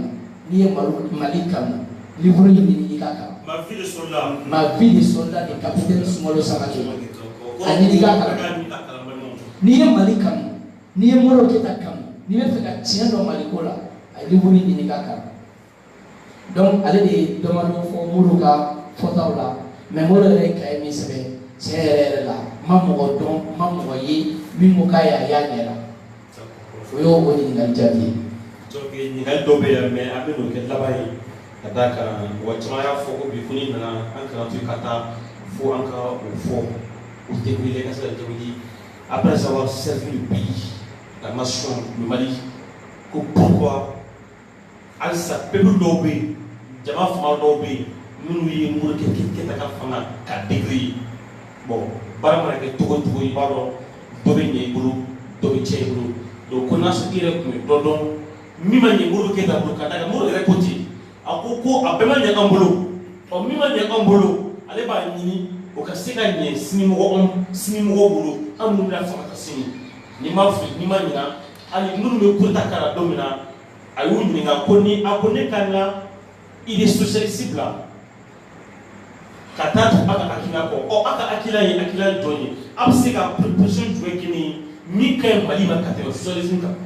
bon ni ma fili ni ma ɲina u ma se ka fɛɛrɛ fɔ Modibo yɛrɛ ye u ko ko Mali dɔw ko k'u tɔɔrɔ la ɔ n'a y'a sɔrɔ e yɛrɛ bɛ dɔ dɔ tɔɔrɔ la. An b'o kɛ ɲɛ laban ye an ka sɔrɔ ka ko cɛ mais avant que an ka taga o la kɔrɔ Modibo Keyita ka saya mɔgɔ caman ti sɔn a kuma fɔli ma a ye degun min sɔrɔ kaso kɔnɔ ka d'a kan n'a fɔra bɛ ji bɔ mɔgɔ caman ɲɛna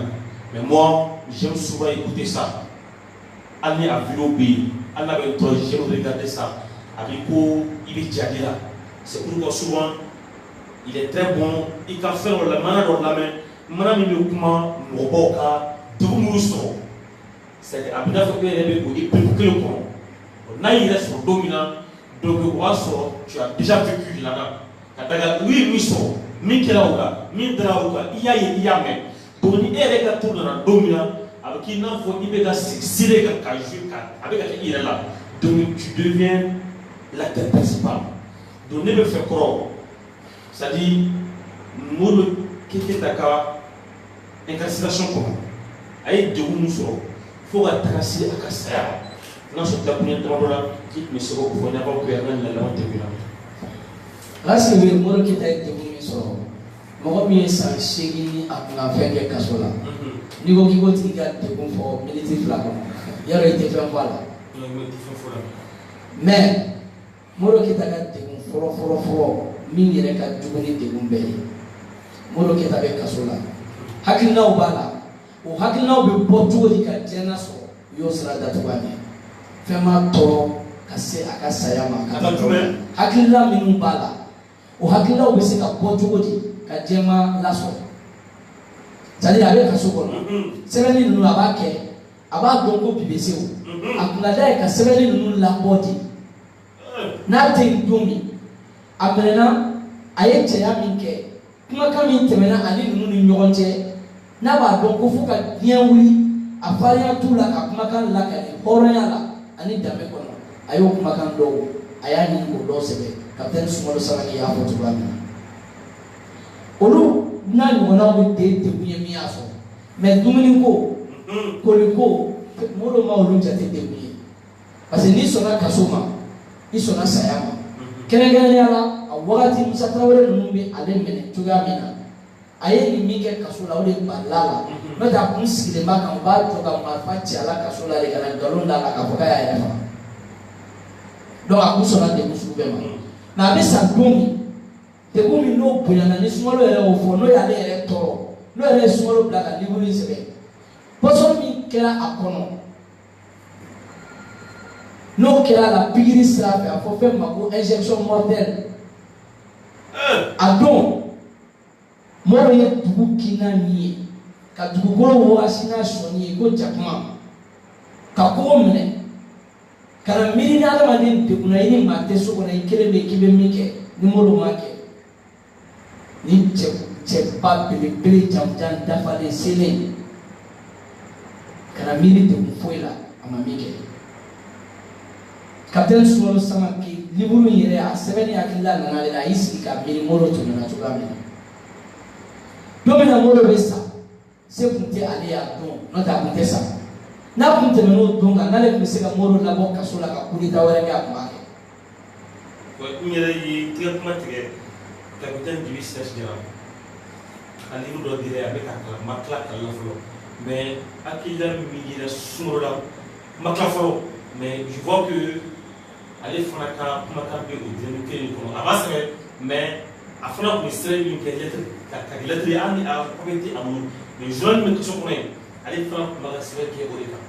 donc j'ai senti j'ai vu en lui réellement c'est-à-dire que avec le climat du tout c'est le sentiment de regret mi nala ka fo mi kera son tutu ni aso sali je be sera sigiko ou ma belake mais olu me se ka pale o modu le kuma o kana pale parce que olu ka pale la joli do be la pon moroko alma deni kele qui est malien ni ale te fe ka o joli guti kele ni tonto e ko parce que moro be fe ka to fanga so olu me se ka pale wa hali kuleta kelen ko fe olu me se ka kuleta wareke mais utura moro kuma kaniko ore atu ansira keneka miye bi nyina laba miye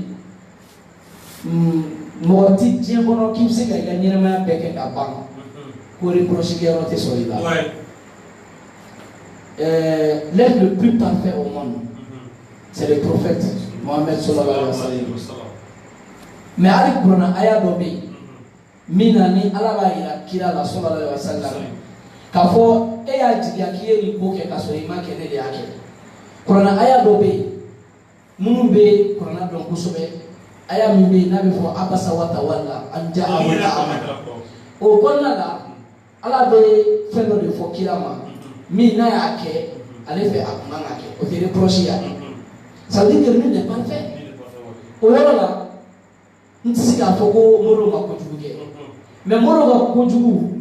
ne be o ta ko da ana je nyogo ga je to gare ko parce que on yɛrɛ b'a fɔ an ka kuma la ko moro kita ka fanga mais minnu ye moro fɔ anw ye o fɔli kun man di olu ye olu kun b'a fɔ de k'an ka fɔ ko première république ou bien an ka fɔ FDA ka fanga parce que moro kelen ma foyi kɛ tiɲɛ kɔnɔ a ye fɛn fɛn kɛ a bɛ jama hakilila de ɲini ni jama ye min fɔ n'o ta hakili a fana b'a hakilila fɔ ni jama sɔnn'o ma a bɛ k'a ta ye ni jama ma sɔn a b'a ta bila a bɛ kɛ jama ta ye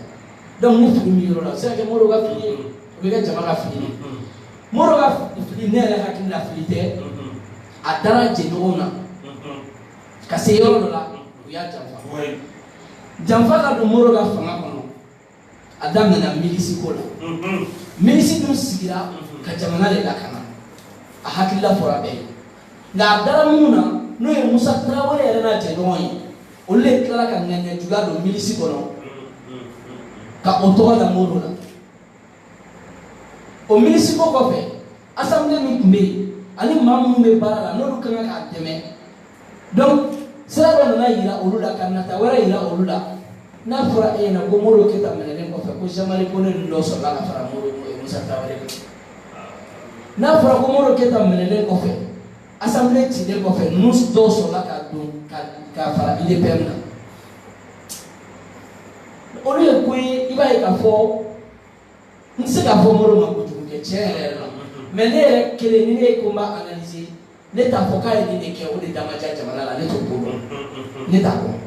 k'a fɔ Modibo ye nin kɛ o de kɛra ka erreur ye o ye Mali se yan non. non ne yɛrɛ bɛ jalaki min mɛ dɔrɔn o misi niveau de ye. bon o dun instrumentaliser la voilà pour que k'a fanga ci mais a yɛrɛ tɛ ale yɛrɛ m'o kɛ kow tun bɛ kɛ n'o fɔra Modibo ye k'o bɛ kɛ a yɛrɛ tɛ se ka da la ko maliyɛn ale ye fanga ta Mali min kɔnɔ ka maliyɛn mara ka maliyɛn ladamu ka se hakɛ min na k'o bɛ se k'o kɛ donc olu ninnu ye janfaw de tiɲɛ yɛrɛ la o ɲininkali jaabi k'a fɔ n b'a fɔ Modibo ye nin kɛ o de man ɲɛ parce que ni ne bɛ reproche k'a la en tant que président de la République ne bɛ reproche k'a la n'a ye ko kɛ min ma ɲɛ Mali ma min tiɲɛna Mali ma ni ko ne ka reproche kɛ Musa Tarawele la sisan a ye Mali armée dissous Musa ye Mali armée décapité Musa ye Mali école daji a ka programme d'ajustement structurel de Mali ko ban pewu Alpha Omar Konare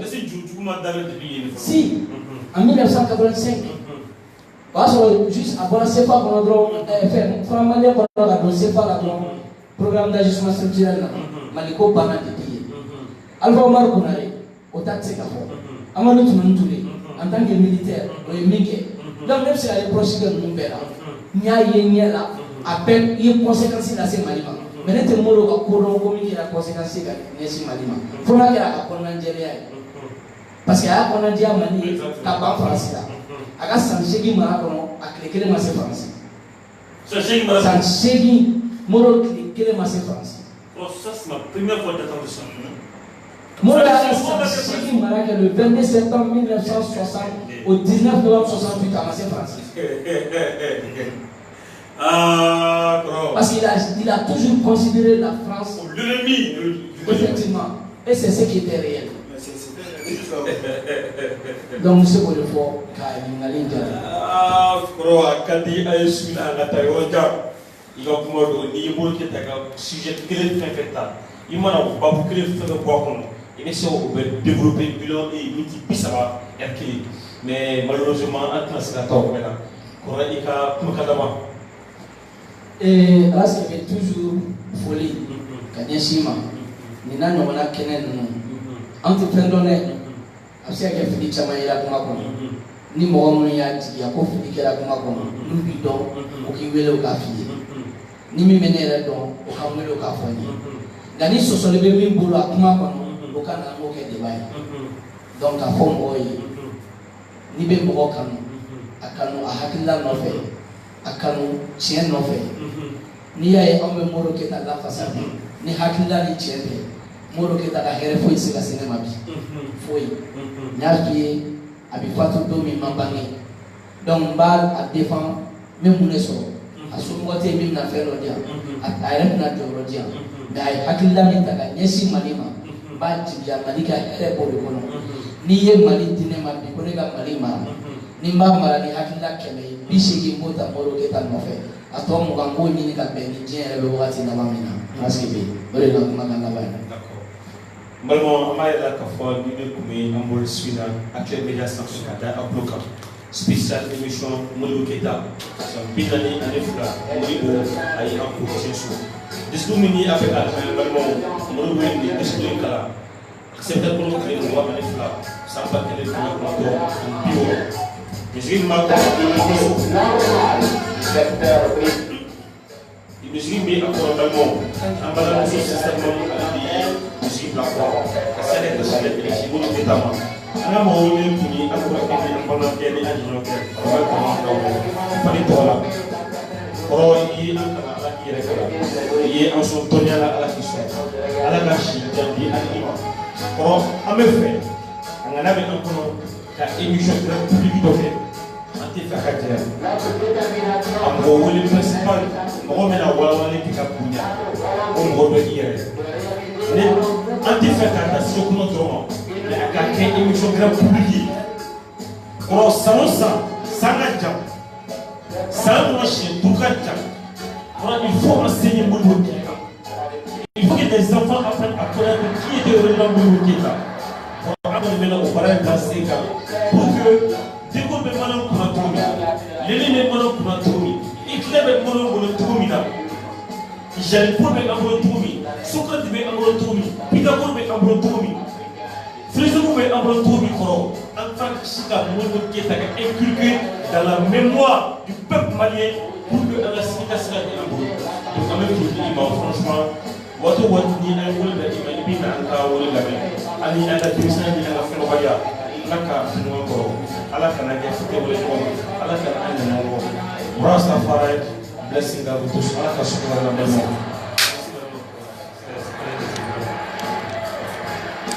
oui non comment merci